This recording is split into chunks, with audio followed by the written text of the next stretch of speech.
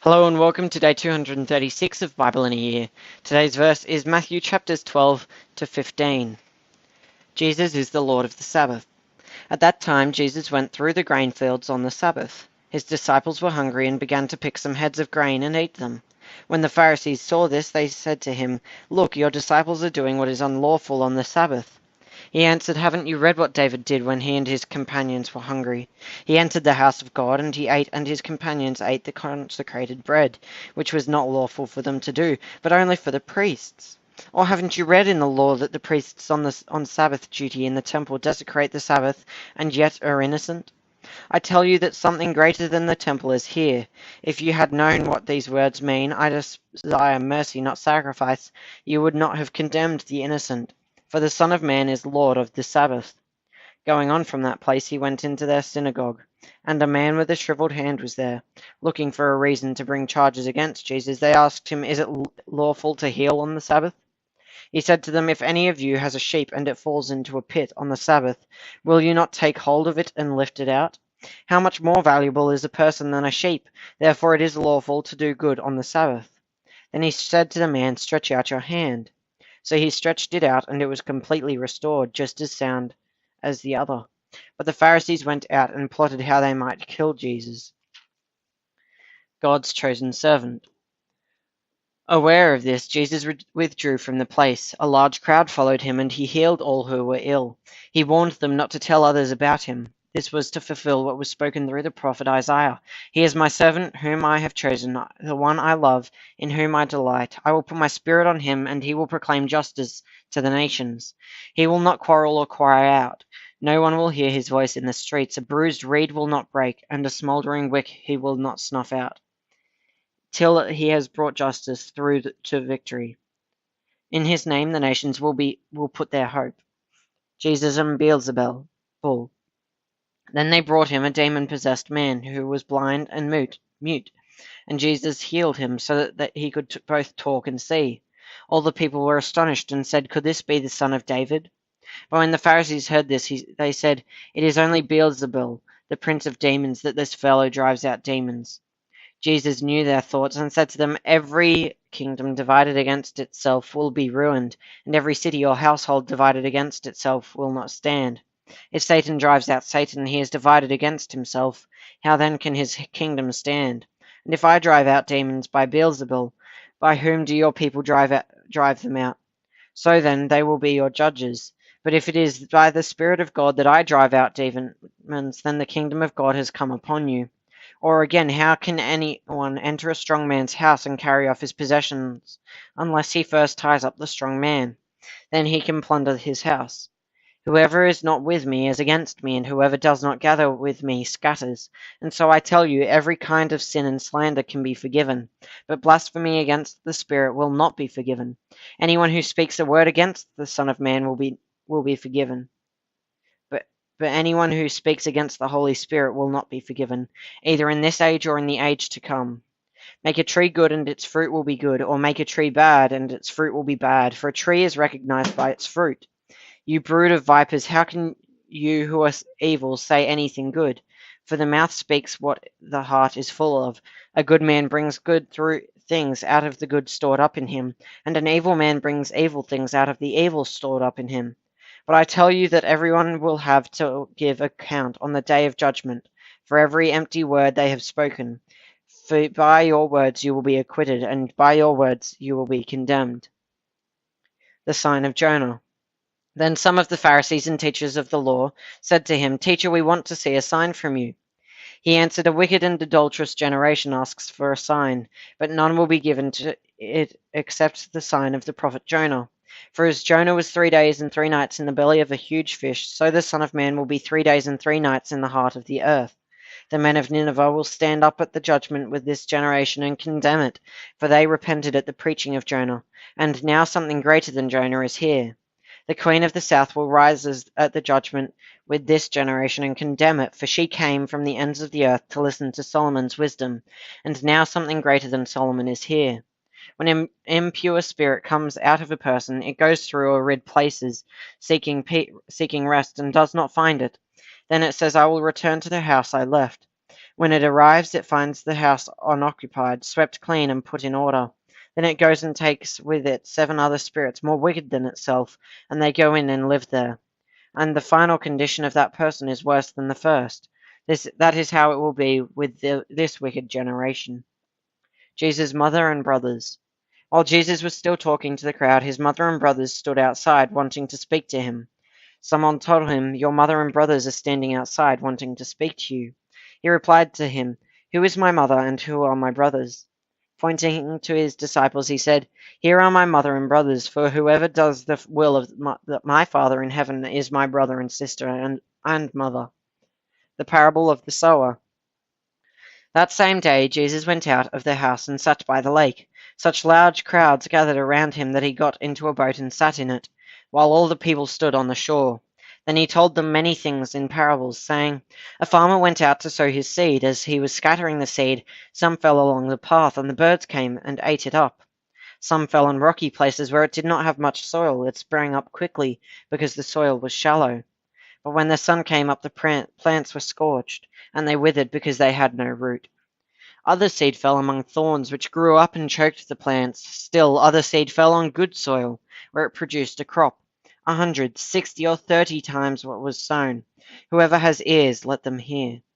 The disciples came to him and asked, "Why do you speak to the people in parables?" He replied, "Because the knowledge of the secrets of the kingdom of heaven has been given to you, but not to them. Whoever has will be given more, and they will have an abundance. Whoever does not have, even what they have will be taken from them. This is why I speak to them in parables. Though seeing they do not see, though hearing they do not hear or understand. In them is fulfilled the prophecy of Isaiah. You will be ever hearing but never understanding. You will be ever seeing but never perceiving. For this people's heart has become calloused. They hardly hear with their ears, and they have closed their eyes. Otherwise they might see with their eyes, hear with their ears, understand with their hearts, and turn, and I will heal them. But blessed are your eyes because they see, and your ears because they hear. For truly I tell you, many prophets and righteous people longed to see what you see, but did not see it, and to hear what you hear, but did not hear it. Listen then to what the parable of the sower means. When anyone hears the message about the kingdom and does not understand it, the evil one comes and snatches away what was sown in their heart. This is the seed sown along the path. The seed falling on rocky ground refers to someone who hears the word and at once receives it with joy. But since they have no root, they last only a short time. When trouble or persecution come because of the word, they quickly fall away. The seed falling among the thorns refers to someone who hears the word, but the worries of this life and the deceitfulness of wealth choke the word, making it unfruitful. But the seed falling on good soil refers to someone who hears the word and understands it.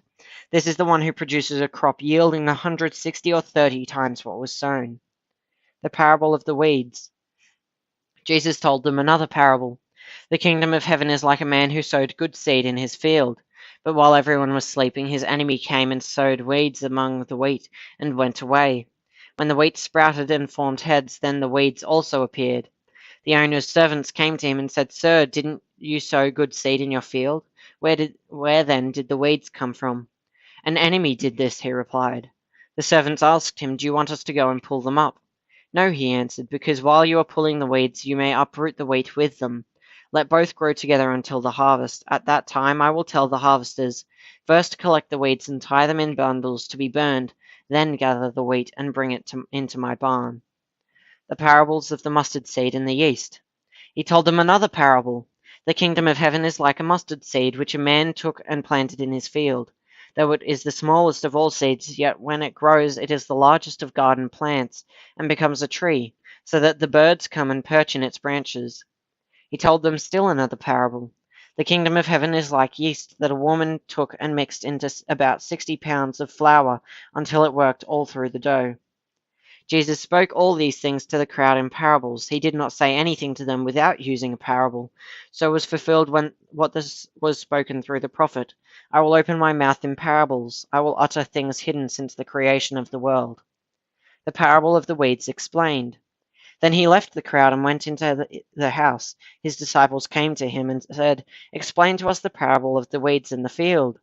He answered, "The one who sowed the good seed is the Son of Man. The field is the world, and the good seeds stand for the people of the kingdom.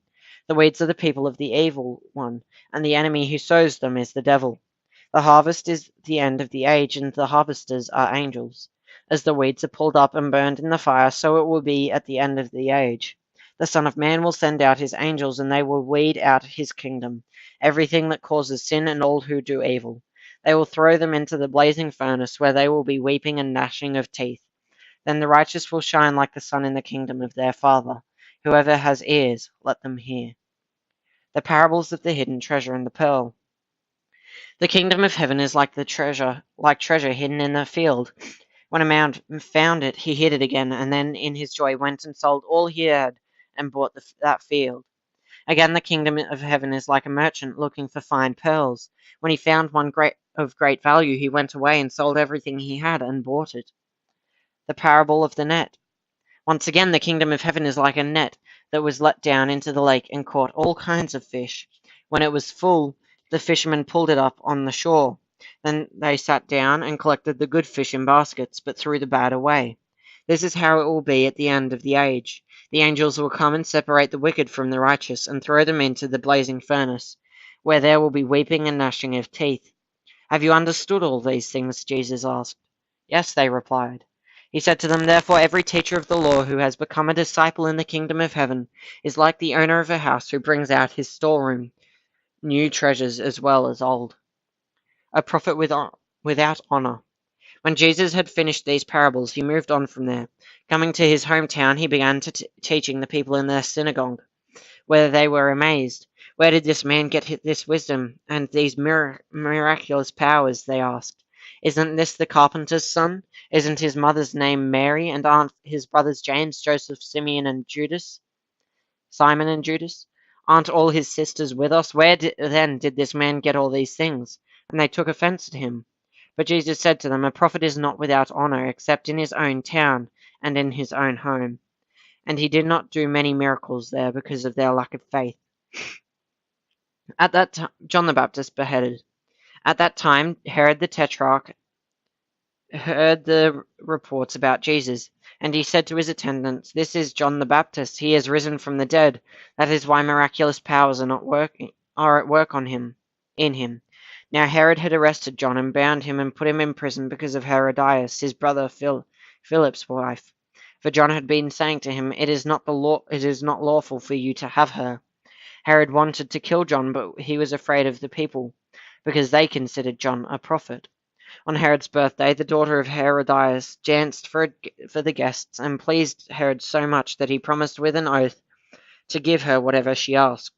Prompted by her mother, she said, Give me here, on the platter, the head of John the Baptist. The king was distressed, but because of his oaths and his dinner guests, he ordered that her request be granted, and had John beheaded in the prison. His head was brought in on a platter and given to the girl, who carried it to her mother. John's disciples came and took his body and buried it. Then they went and told Jesus. Jesus feeds the 5,000. When Jesus heard what had happened, he withdrew by boat privately to a solitary place. Hearing of this, the crowds followed him on foot from the towns. When Jesus landed and saw a large crowd, he had compassion on them and healed their sick. As evening approached, the disciples came to him and said, This is a remote place, and it's already getting late. Send the crowds away so they can go to the villages and buy themselves some food. Jesus replied, They do not need to go away. You give them something to eat. We have here only 5 loaves of bread and 2 fish, they answered. Bring them here to me, he said. And he directed the people to sit down on the grass. Taking the 5 loaves and the 2 fish, and looked up to heaven, he gave thanks and broke the loaves. Then he gave them to the disciples, and the disciples gave them to the people. They all ate and were satisfied, and the disciples picked up 12 basketfuls of broken pieces that were left over. The number of those who ate was about 5,000 men, besides women and children. Jesus walks on water. Immediately Jesus made the disciples get into the boat and go on ahead of him to the other side, while he dismissed the crowd. After he had dismissed them, he went up on a mountainside by himself to pray. Later that night he was there alone, and the boat was already a considerable distance from land, buffeted by the waves because the wind was against it. Shortly before dawn, Jesus went out to them, walking on the lake. When the disciples saw him walking on the lake, they were terrified. "It's a ghost," they said, and cried out in fear. But Jesus immediately said to them, "Take courage, it is I. Don't be afraid." "Lord, if it's you," Peter replied, "tell me to come to you on the water." "Come," he said. Then Peter got down out of the boat, walked on the water, and came to Jesus. But when he saw the wind, he was afraid and beginning to sink, cried out, "Lord, save me." Immediately Jesus reached out his hand and caught him. "You of little faith," he said, "why did you doubt?" And when they climbed into the boat, the wind died down. Then those who were in the boat worshipped him, saying, "Truly you are the Son of God." When they had crossed over, they landed at Gennesaret, and when the men of that place recognized Jesus, they sent word to all the surrounding country. People brought all their sick to him and begged him to let the sick just touch the edge of his cloak, and all who touched it were healed. That which defiles. Then some of the Pharisees and teachers of the law came to Jesus from Jerusalem and asked, "Why do your disciples break the tradition of the elders? They don't wash their hands before they eat." Jesus replied, "And why do you break the command of God for the sake of your tradition? For God says, 'Honor your father and mother,' and anyone who curses their father or mother is to be put to death. But you say that if anyone declares that what might have been used to help their father or mother is devoted to God, they are not to honor their father or mother with it. Thus you nullify the word of God for the sake of your tradition. You hypocrites! Isaiah was right when he prophesied about you. These people honor me with their lips, but their hearts are far from me. They worship me in vain. Their teachings are merely human rules." Jesus called the crowd to him and said, "Listen and understand.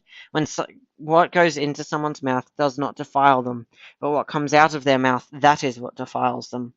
Then the disciples came to him and asked, "Do you know that the Pharisees were offended when they heard this?" He replied, "Every plant that my heavenly Father has not planted will be pulled up by the roots. Leave them, they are blind guides. If the blind lead the blind, both will fall into a pit." Peter said, "Explain the parable to us." "Are you still so dull?" Jesus asked them. "Don't you see that whatever enters the mouth goes into the stomach and then out of the body? But the things that come out of a person's mouth come from the heart, and these defile them. For out of the heart comes evil thoughts, murder, adultery, sexual immorality, theft, false testimony, slander. These are what defile a person, but eating with unwashed hands does not defile them." The faith of a Canaanite woman. Leaving that place, Jesus withdrew to the region of Tyre and Sidon. A Canaanite woman came from that vicinity, crying to him, crying out, "Lord, Son of David, have mercy on me. My daughter is demon-possessed and suffering terribly." Jesus did not answer a word, so his disciples came to him and urged him, "Send her away, for she keeps crying out after us." He answered, "I was sent only to the lost sheep of Israel." The woman came and knelt before him. "Lord, help me," she said. He replied, "It is not right to take the children's bread and toss it to the dogs." "Yes, it is, Lord," she says. "Even the dogs eat the crumbs that fall from their master's table." Then Jesus said to her, "Woman, you have great faith. Your request is granted." And her daughter was healed at that moment. Jesus feeds the 4,000. Jesus left there and went along the Sea of Galilee. Then he went up on a mountainside and sat down. Great crowds came to him, bringing the lame, the blind, the crippled, the mute, and many others, and laid them at his feet, and he healed them. The people were amazed when they saw the mute speaking, the crippled made well, the lame walking, and the blind seeing, and they praised the God of Israel. Jesus called his disciples to him and said, "I have compassion for these people. They have already been with me 3 days and have nothing to eat. I do not want to send them away hungry, or they may collapse on the way." His disciples answered, "Where could we get enough bread in this remote place to feed such a crowd?" "How many loaves do you have?" Jesus asked. "7," they replied, "and a few small fish." He told the crowd to sit down on the ground.